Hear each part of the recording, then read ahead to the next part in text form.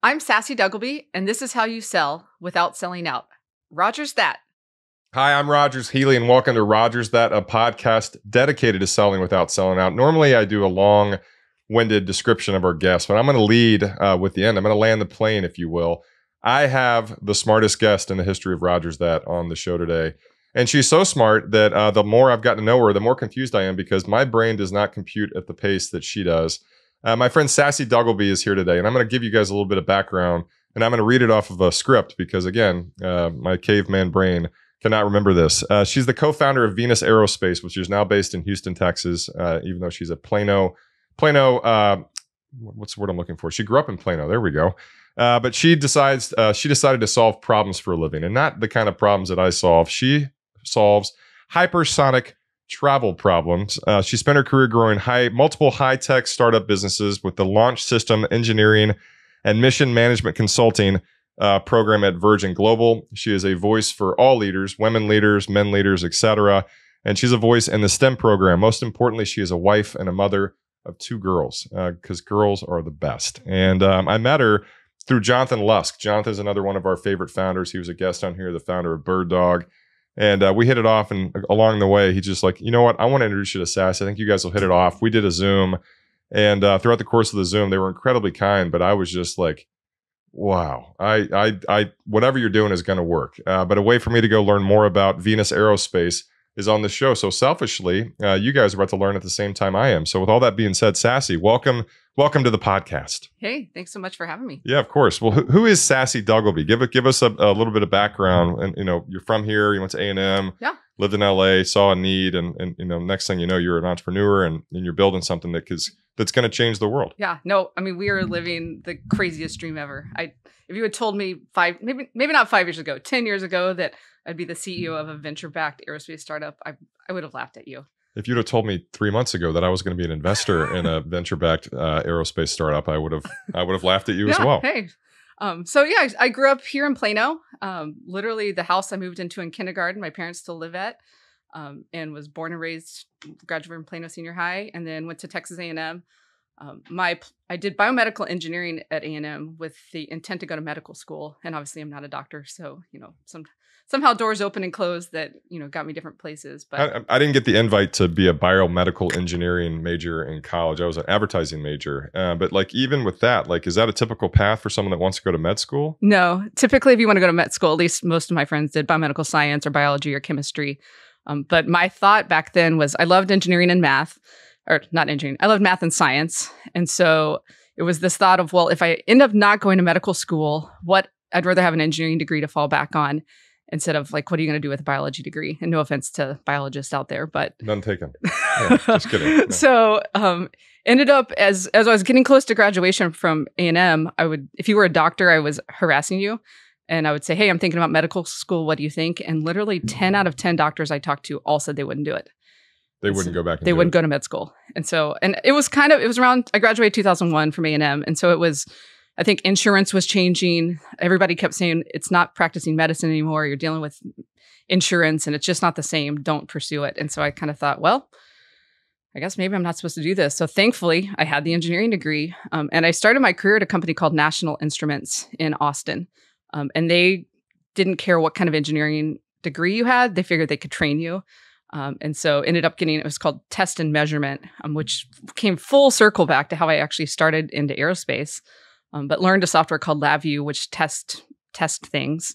All this before you're 25. All this before I was 25. I mean, even what you just said, again, I don't know what I'm talking about. But I'm saying that you're passionate, but you also realize that you had something that you had to pursue, right? And my calling never revolved around a certain path, which was difficult for me. And that's the reason I like doing these podcasts is that, you had something in you that you couldn't run from. Yeah. Right. Which maybe that's a calling, Oh, I would tell you really the doors that have opened and shut to get us to right now where we're doing with Venus Aerospace is absolutely a calling.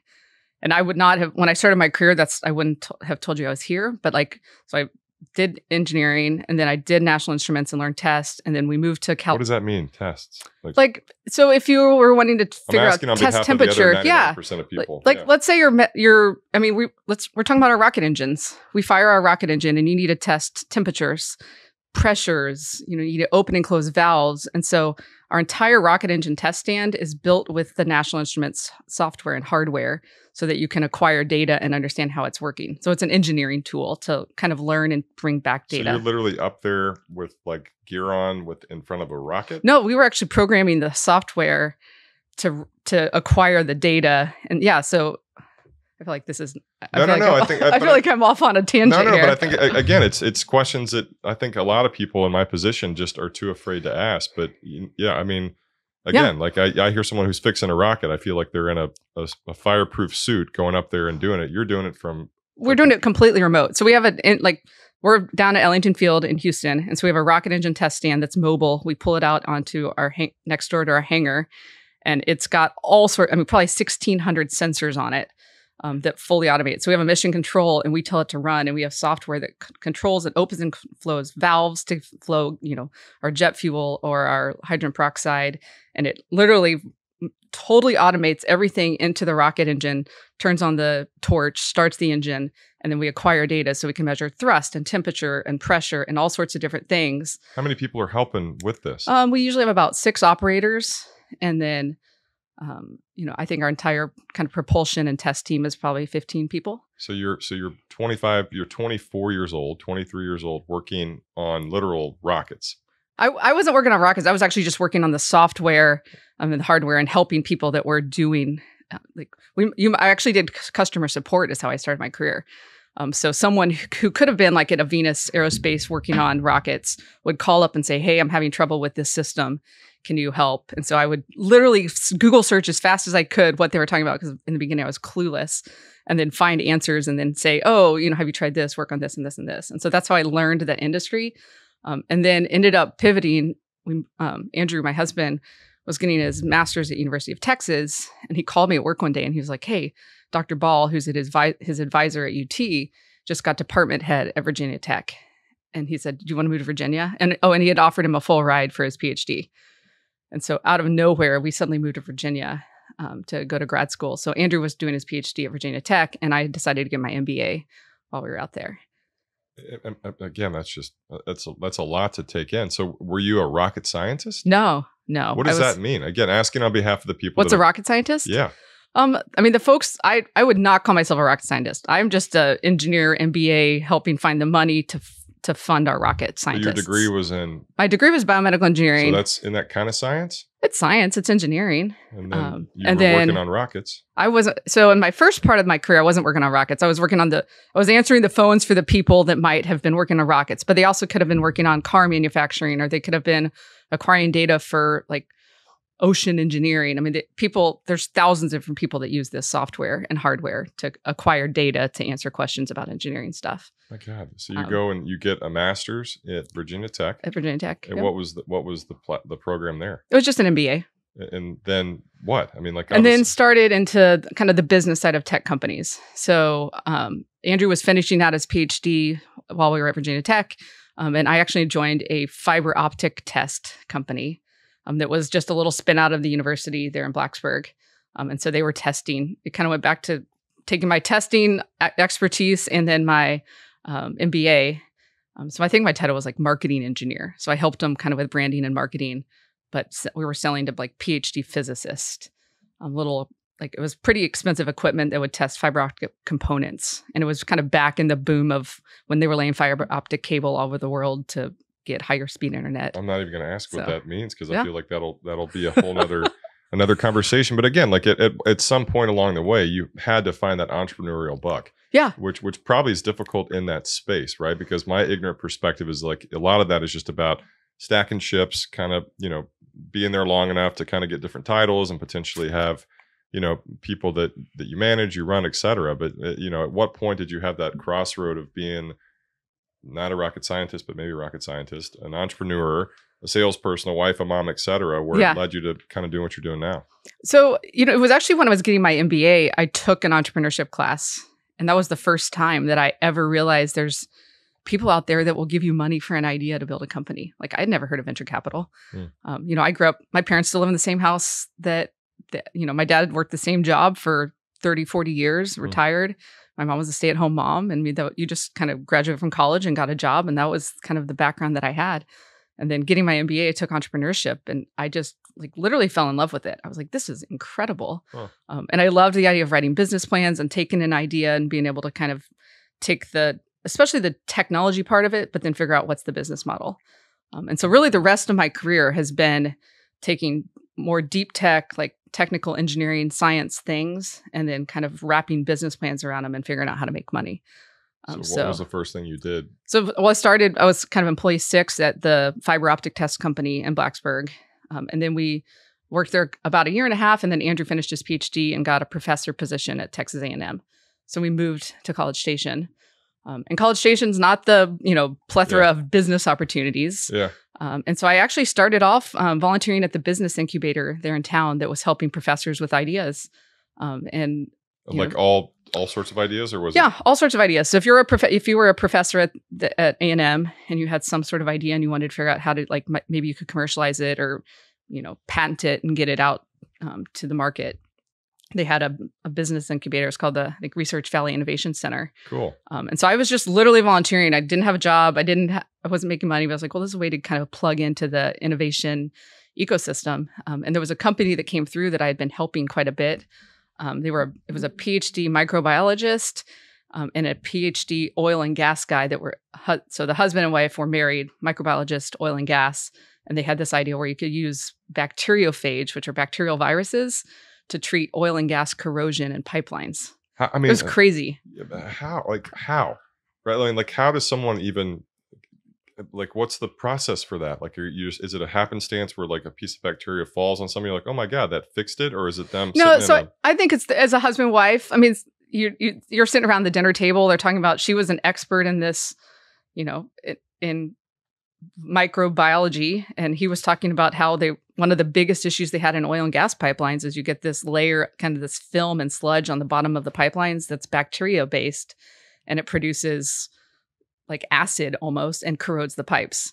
And so in the oil and gas world, they actually call them pigs, and they'll send these pigs through the pipeline that kind of scrub the pipes to try to get that film off the that was their idea? And so their idea was, well, one of the things, there's targeted bacterial viruses that they thought could kill the specific type of bacteria that was causing the corrosion in the pipelines. Oh my God. So I was literally employee 1. I was helping them with their business plan, and then he had to leave for an oil and gas job in Africa. And so he had actually signed up to pitch at a business competition and had to leave. And he was like, he turned to me and he said, "Hey, will you just go pitch for me?" And I was like, "Well, I don't work for you." And he's like, "Well, now you do." And so he brought me on as employee 1. And so I helped kind of grow that it ended up being about more a family style business. There was a bunch of reasons why. I think it's still around, but pretty small. Got it. And so I worked there for about, 4 or 5 years. And in that time frame, Andrew and a friend ended up starting a company that was doing steel trailer manufacturing, another different thing. And so they kept bugging me to come join them. And I was like, work with your husband. And did you guys have kids at the time? We did. We had 2 little girls. Our daughters had been born by that point. Wow. So how many businesses have they started so far? Good Lord. So Andrew does that. And again, your path, did you live in LA after? No, so we were still, so we were in College Station, had the trailer manufacturing company. I ended up joining the company. We realized we work really, really well together. He's the PhD rocket scientist, very, very technical. Andrew's a literal rocket scientist? Andrew is a literal rocket scientist. So I just fund the rocket scientist. What do you have to do to have the title rocket scientist? I think work on rockets. Then you worked on rockets. I don't actually build rockets. I literally find the money to help fund You're a rocket scientist, venture capitalist. There we go. A rocket scientist founder. Founder, yes. Yeah. So y'all ended up working together and then realized that was magical, yep. And I think that's really rare to work with a spouse. Yeah. And then So then we were had kind of the opportunity to exit that. Andrew is a huge space nerd. Loves Star Trek and grew up wanting to kind of build in space propulsion systems. And so ended up interviewing with all of the major new space companies, got a job offer. And so we decided to move to Southern California. When was this? Mid-2000s? 2015. Okay. So moved to Southern California for him to work with Virgin Orbit. And again, I'm going to ask the questions that maybe other people are wondering. Out of nowhere, right? I feel like, and as someone who I don't like to try to fly. I'm not a big traveler. I don't have the desire to get on a rocket ship yet and go to the moon. But I feel like out of nowhere, all of a sudden, that was like mainstream conversation, right? And whether it was Elon Musk or Sassie or other people, I mean, what do you think was the real origin of how that all just kind of came about, where it was not abnormal to talk like the Jetsons? Um, in terms of, gosh, that's a good question. I would say it was later. Like once we got to Southern California, and he was actually working at Virgin Orbit, and I decided to stay at home. Our girls were 3 and 6 at the time, and I thought they're only going to be little once. Yeah. And so he was off doing rocket stuff, and I was just being a mom. And just being a mom was the hardest job I've ever had. And I mean, it was so hard. Yeah. And so while we were doing that, I feel like the story goes all over the place. No, but I think people can appreciate it, right? And again, I leverage the fact that I don't have your brain, I don't have your intellect, I don't have your way of thinking, but I got no problem asking questions. And the stuff that you guys are doing, it's literally a different world. Yeah. Right? So what happened? He was working at Virgin Orbit.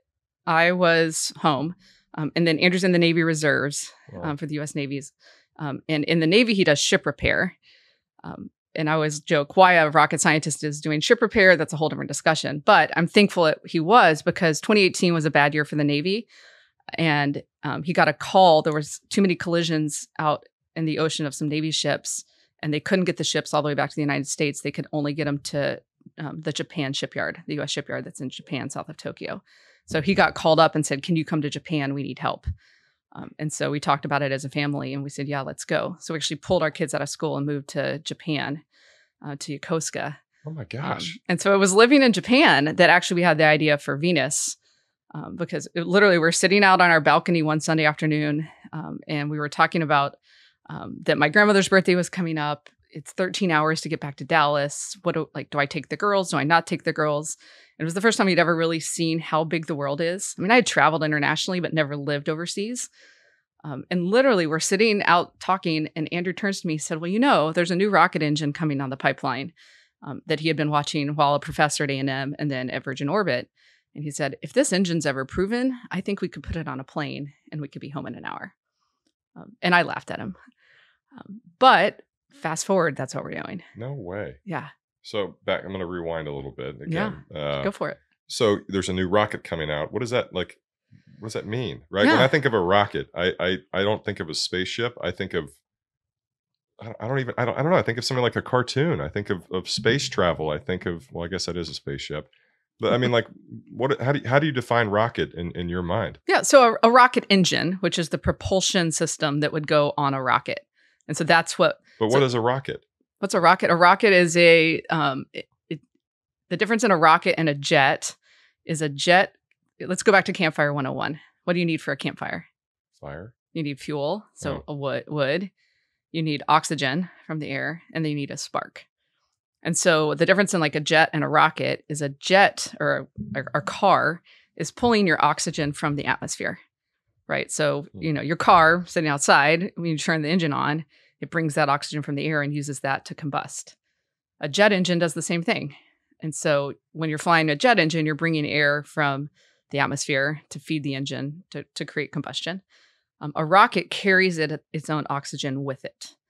So like it could be the form of liquid oxygen. We happen to use hydrogen peroxide, which is H2O2. And so when you split H2O2, it splits into water and oxygen. If you have a cut. Yeah. The stuff seriously. So that's usually about 3% hydrogen peroxide. The stuff that we use is way, way higher percentage of hydrogen peroxide. So is a rocket harder because you have to have all the fuel inside? Yeah. And it's just different. So you have to have you carry your own oxidizer and your own fuel. But what it means for Venus is that, I don't know, did you see Top Gun Maverick? Yeah, duh. Of course. Look at my mustache. So if you want to be a really fast flying jet, you have to fly low enough in the atmosphere to gather oxygen for your jet, which means if you're trying to fly really fast, it's like flying through soup. And so air is thin as you go higher up. The air gets thinner as you go higher up. So I knew something. Yeah, there you go. So what our premise is, instead of being a really fast flying jet where you'll melt your vehicle like what they did in Top Gun Maverick, let's be a lower flying rocket. So we're carrying our own oxygen with us, which means we can go way higher where it's way cooler and we don't melt our vehicle. So this is a lead into Venus. Yeah, this is a lead into Venus. And so, and that's really how we met. It's so fascinating. But I would not have been able to answer your campfire question. Honestly, I was like, what do you need for a campfire? I was like, fire and friends, s'mores. What do you need? Hey, s'mores are some of my favorites. So beer. So explain to me again, like what you guys are doing. I know that we skipped a couple steps, but you all of a sudden have this epiphany, right? You're sitting on your balcony in Japan, and Andrew mentions about a new rocket, and he says, what if we get it home in an hour? And all of a sudden here you are, 7 years later, 8 years later, with an actual company. Press the fast forward button a little bit, or maybe speed up the story and tell us what were the steps you took, and then eventually what was it that got you to be the founder of Venus? Yeah.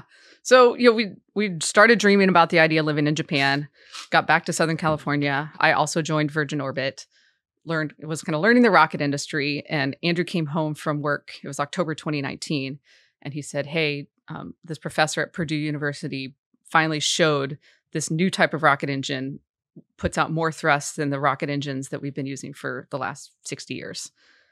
And so the rocket engines that SpaceX uses now. Time out. How big is the engine? Is this like the size of the table? No, it's our engine right now is small. So this was like an academic study. But okay, I'm just trying to visualize in my head. Anyway, so so it was just that. So the engine that we're commercializing is called a rotating detonation rocket engine. Sounds like exploding exploder engine. But anytime you detonate, think grenade versus campfire, you get more energy out of detonation than you would out of a campfire, which Does is it called. last as long? It doesn't have to do with the timing. It has to do with the speed of combustion. So detonation is actually supersonic combustion. It's just really, really high speed combustion, and you get more energy out of it, which means you get you don't have to carry as much fuel. And so our whole premise is I was gonna use this water bottle, water thing. If this is a rocket, and so I'm holding a full glass here. Most rockets, in order to get to space, all the current ones need to be about the entire cup is full of water or full of fuel, and you have a tiny little payload at the top. Payload? Yeah, it's like if you wanted to send astronauts into space or a satellite or whatever you're sending into space. That's called your payload. And so you only have about literally the entire rocket is full of fuel and oxidizer, and a tiny little thing that would go to space. So this new rocket engine, because we're detonating, we get more energy out of the fuel, which means we don't have to carry as much fuel.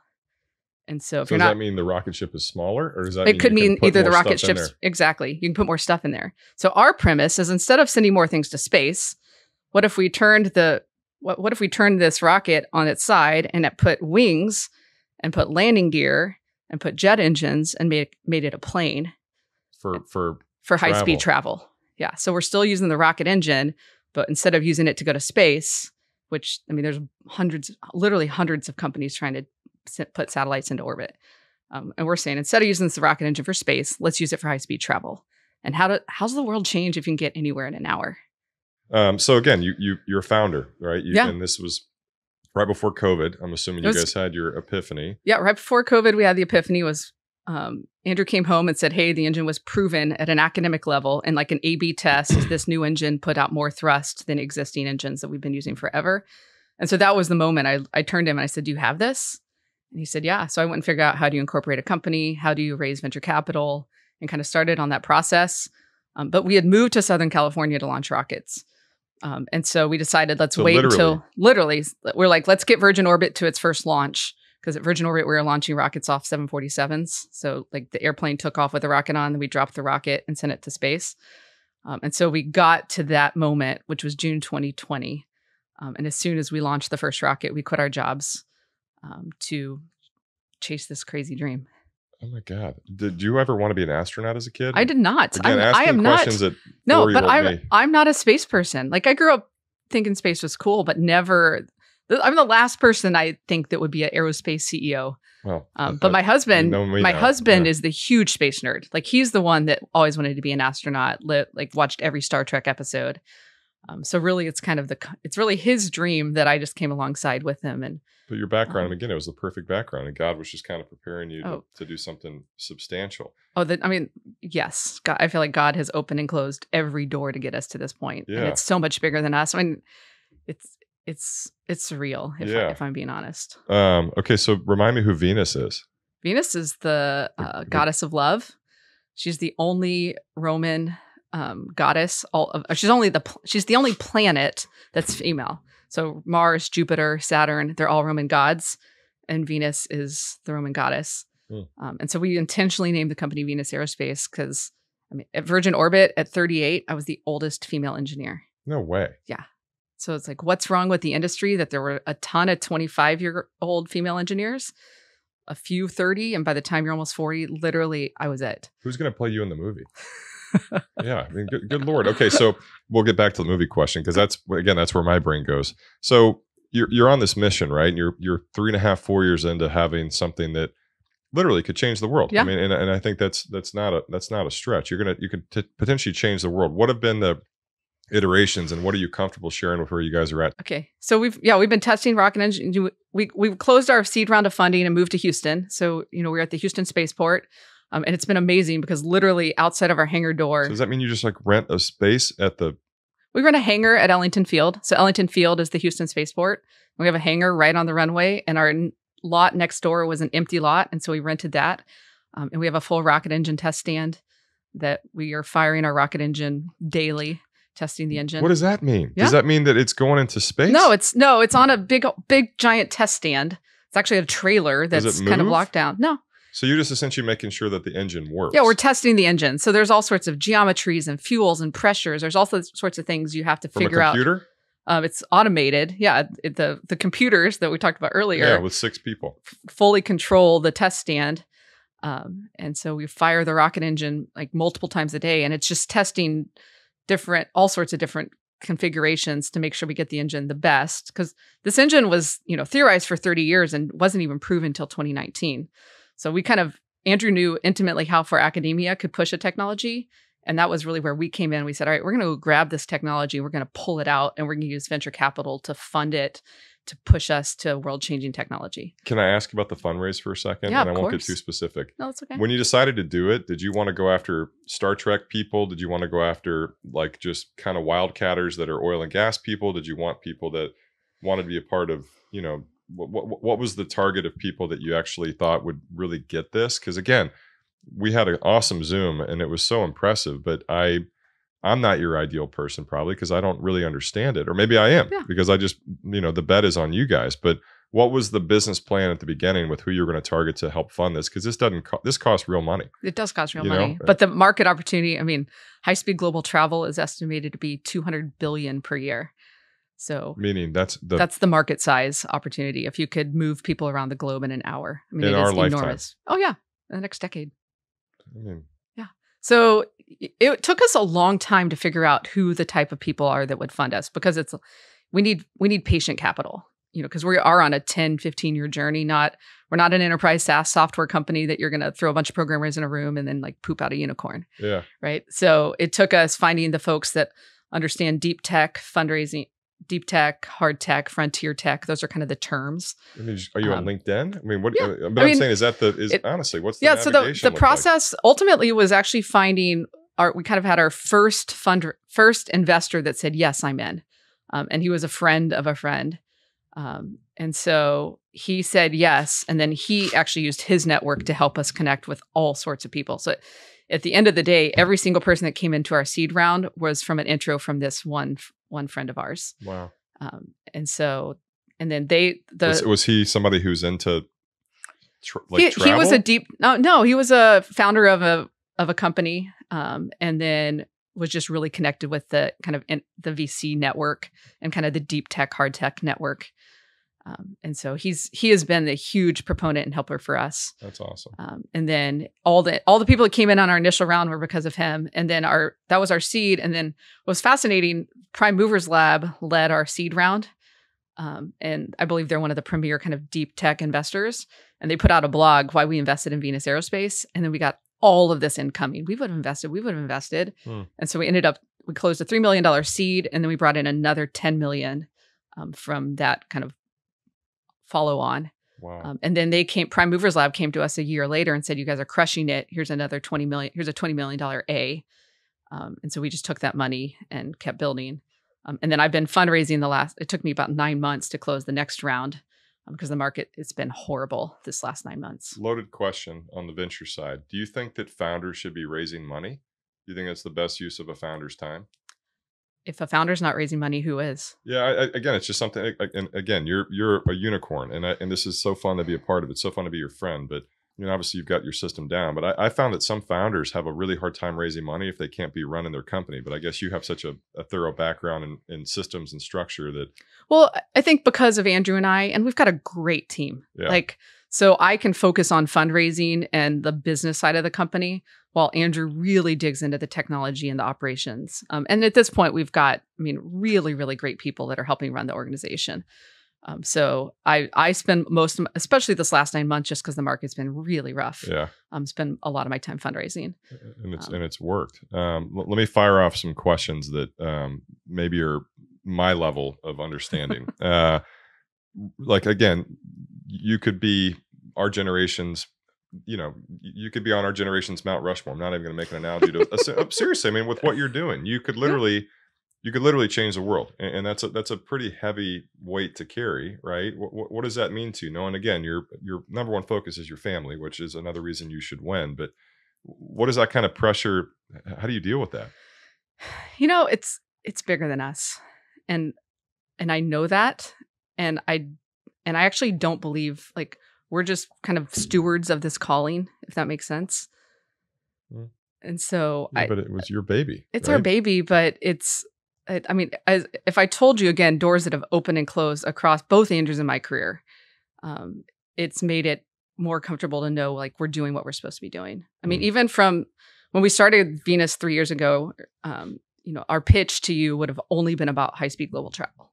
It would have been, how does the world change if you could get anywhere in an hour? Our vision is home for dinner. We want to fly you across the globe and have you home for dinner. And if you work for us, we want you home for dinner. And that hasn't changed, but the world has changed drastically since we started the company, between Ukraine and Russia and, things going on with China and Israel. There's so much more war happening. And so even our technology can be used for deterrence, and hypersonics is actually one of the top priorities for the Department of Defense. And so we truly feel like our technology can be used to help defend America, and then ultimately to help connect the world in 1 hour. And so I don't know, it's so big that I sometimes just have to sit in the this is crazy. When do you think you'll have the first available, it's not prototype, but I'm saying, when can you go to Australia for lunch? I wouldn't put it for another decade. Okay. But we'll have hypersonic drones flying. In the next year or so, our goal is to kind of integrate our engine onto a vehicle and have it flying Mach 5. So a dumb question. So that means literally 5 times the speed of sound. Okay. But I'm saying a drone that somebody can do from their phone can go from here to Ireland. It wouldn't be from our phone, but I'm saying I'm saying that again, when I hear drone, I think of the thing that's doing a little real estate aerial or something, but something of that size. It would probably be more 10, 15 feet. And how does that not conflict with normal travel? Is that just air traffic control has to take into consideration now drones? They're already having to take into consideration drones. Yeah. I don't. Yeah. But and that's part of why kind of starting, with defense applications, there's ranges that we can go fly at and test at. There's places we can go operate at. And burn down the risk to get to the full commercial vehicle. You're not doing it from an app on your phone? We are not doing it from an app on our phone. Not yet. Wait for 10 years. Yeah. Okay. So talk about challenges, right? As an entrepreneur, a venture capitalist, as a intellect, someone that has been in the world of rocket science. You're not calling yourself a rocket scientist, but what's been the biggest challenge, and how have you learned from that?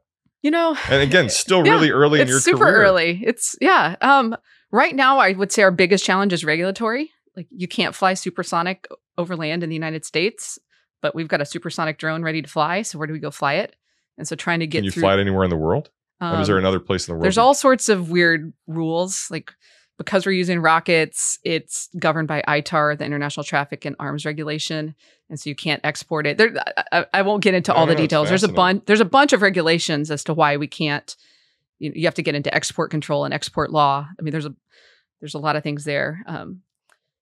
Right now, honestly, fundraising has been a huge challenge the last 9 months. The market, if no one's IPOing, then no one's getting money. And it's just kind of everything's really, really slowed down. Capital a couple of years ago was just flowing so freely, for better, for worse. I don't know. And so, fundraising has been almost all I've done. And it's worked. How about best advice? What's the best advice you've ever received? In terms of company building and fundraising, I would say it only takes one yes. And so having that grit and just knowing that it's like you might get 100 no's, 1,000 no's, but you just need one yes. And having one person believe in you is all it takes to really change the course. Do you think it's a kiss of death to get the yes early on? Maybe. Yeah. What about the best advice you'd give somebody? Ooh. From a founder, like as a founder, in aerospace, or they could be a cup company. What's the? I think one of my biggest frustrations for early founders is feeling like, especially women, that you have to know everything, and you can go hire experts. There's consultants, there's experts, and so it's like you have an idea, believe in yourself enough to go chase it, because like you don't. I don't know HR, but guess what? I've hired an HR person that's one of the world's best that now handles our HR stuff, and so I think. I tend to think you've got to know everything. You don't have to do everything, and you don't. You just have to have an idea and have the belief in yourself to go chase it. I like it. Yeah. Bet on yourself. Bet on yourself. Yeah. 10 years from now, you're looking back, and Venus Aerospace is part of daily conversation with people overseas, domestically, whatever. What does success look like to you from a literal perspective? I'm saying, like, obviously having a successful company, you've already done that. You're going to do that. But what is actual measured success? I mean, Venus Aerospace planes flying all around the globe. I mean, where you can, take off from San Francisco and you could be in Tokyo in an hour, and you could have that business meeting, or you could do whatever you needed to do in Japan, and then literally fly back home and be at your kid's soccer game that evening. I mean, that is our ultimate dream. I mean, it's happening. How does the world change if you could be anywhere in an hour? It's happening. And the other thing I would say is, what does success look like? While we're building world-changing tech, the culture and how we build the company, to me, is as important. Right? Because as the oldest female engineer at an aerospace company, it's like, what's wrong with the industry?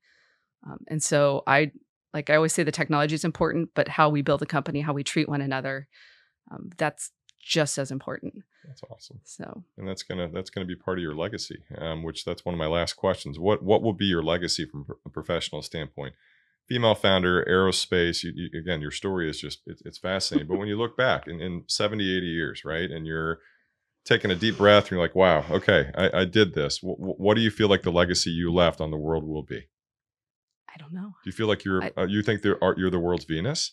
For real? And like, again, there's so many parallels with her being essentially the outsider, whether she's the only female or...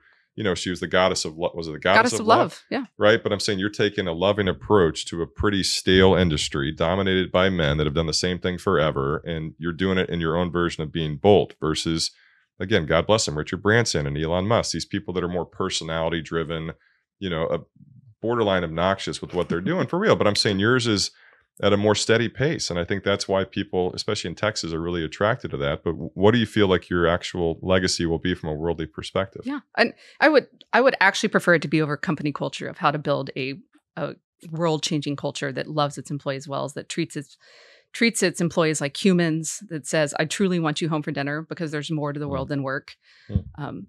If the technology wins, that's amazing, because I truly think we can change the world. I mean, peace and prosperity follows high speed, follows connection. But to me, the culture and how we operate and how we treat people is the most important thing. An asterisk, you can be home for dinner in Tokyo. Yeah, right. That's the vision. Cool. Okay, last question. How do we best support you and follow the journey? Literally, whether it's social media, whether it's the website, what's the call to action to all the people listening today and later on? Yeah. I mean, we've got all the standard social media things. You can follow us on Twitter and LinkedIn and, what's the kind hand? of Facebook. Is it Venus Aerospace? I think the Twitter is Venus Aero. I should know that. I should know that off the top of my head. You'll post it on LinkedIn. Yeah. You can follow us there. And I mean, we are continuously on a fundraising journey. It does take a lot of capital. And so, folks that are interested, I would encourage reach out. We're not raising right now, but we will be raising. And we would love we actually have the world's best investors, including yourself. Yeah. There we go. There's actually, okay, theme song for Venus. What is it? What's the song that best describes Venus Aerospace? Ooh. Wait, I'm your Venus. There you go. Yeah, you can't do that. That's like a women's shaving commercial too. I think that song just got completely outbranded. By razors, and Gillette, there's a clothing brand. Yeah. And what's the theme song for Venus? Early on, it was Into the Unknown from Frozen. Into the Unknown. There we go. There's a girl mom right there. That's super girl mom. Especially when literally we quit our jobs in the middle of COVID with 2 kids home remote schooling and kind of jumped off this cliff together into the unknown. And it's just seeing what's happening. What's the theme song now? Ooh, it would this be is Major Tom to ground control. It would be something about an adventure. You put me on the spot. We'll come back to it. Yeah, I'll have to think about that one and get back to you. It's a grand adventure. Yeah, it's the adventure of a lifetime. I don't know. I hope we change the world, but you already are. We are changing the world, but I would do it all again. It's the craziest thing I've ever done. I still daily wake up and think, I can't believe we're doing this. But it's amazing. I do have one last question. End goal, right? Like, at what point are you gonna say that you did it, or are you gonna be like most of the rest of us? We're like, it's never gonna be done. Is there gonna be a point where you go and you and Andrew are in Bangladesh for coffee, and then you come back home and you go to a soccer game in Houston? And is that where you're like, okay, we did it, on to the next? Or is it just going to continue to be part of the growth? Yes. Coffee in Bangladesh. Okay. Well, Sassie, thanks for coming. This was awesome. I'm going to Google a lot of things after this is over, but we love being a supporter and a friend for you. And thanks for what you do. And you do it with a servant heart, which I think is very rare in business, and maybe especially in the world of space travel, or not space travel, in the world of aerospace. Yeah. Right. Cheers. Thanks for having me.